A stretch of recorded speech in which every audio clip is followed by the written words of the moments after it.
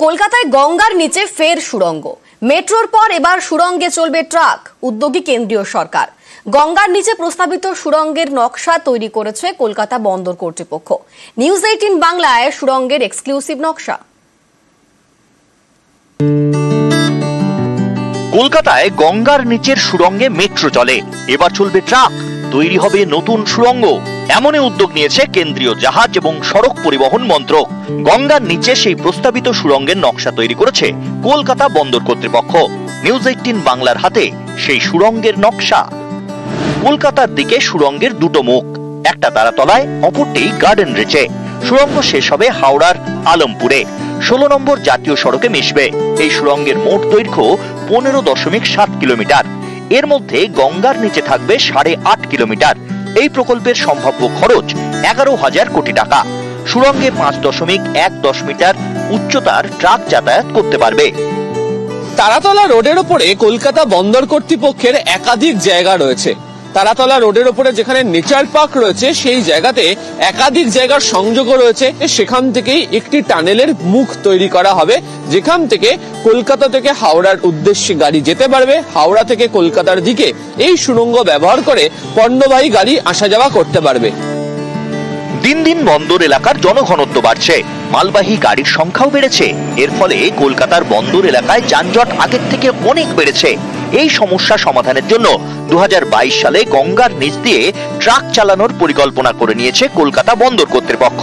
সেটাই এবার বাস্তবায়নের পথে। খিদিরপুর থেকে পেরিয়ে গিয়ে একেবারে গার্ডেন রিচ পর্যন্ত অংশের সিজিআর রোডের উপরে গাড়ির চাপ মারাত্মক থাকে এবং দিন রাতের বেশিরভাগ সময় এখানেও একাধিক বন্দরমুখী গাড়ির যাতায়াত বাড়ে। তো এই সিজিআর রোডের অপর একটি টানেলের মুখ তৈরি করা হবে, যেখান থেকে টানেলের মধ্যে ঢোকা এবং বেরোনোর জন্য ব্যবস্থা থাকবে।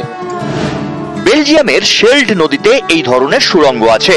সেখানকার অ্যান্টওয়ার্থ বন্দর এলাকার যানজট এড়াতে তৈরি করা হয়। গঙ্গার জলস্তর যেখানে মাটি ছুঁয়েছে তার 38 মিটার নিচে তৈরি হবে সুড়ঙ্গ। গঙ্গা বা হুগলি নদীর যে জলস্তর, সেখান থেকে 38 মিটার নিচে এই টানেল দুটি তৈরি করা হবে এবং এই টানেল দুটি তৈরি করার ক্ষেত্রে যে সয়েল টেস্টের রিপোর্ট, তাও যথেষ্ট আশাব্যঞ্জক। ইতিমধ্যেই কলকাতা শহরে গঙ্গার নিচ দিয়ে টানেল দিয়ে মেট্রো দৌড়য়, ফলে এই টানেল তৈরি করার ক্ষেত্রে কোনো ধরনের অসুবিধা হবে না, এমনটাই মনে করছেন প্রযুক্তিবিদরাও। বন্দর কর্তৃপক্ষের দাবি, গঙ্গার নিচের সুড়ঙ্গে ট্রাক চলাচল শুরু হলে কলকাতা বন্দর সংলগ্ন এলাকার যানজট অনেকটাই কমবে, গাড়ির জ্বালানি খরচ কমবে, দূষণও কমবে, আর্থিক উন্নতি হবে।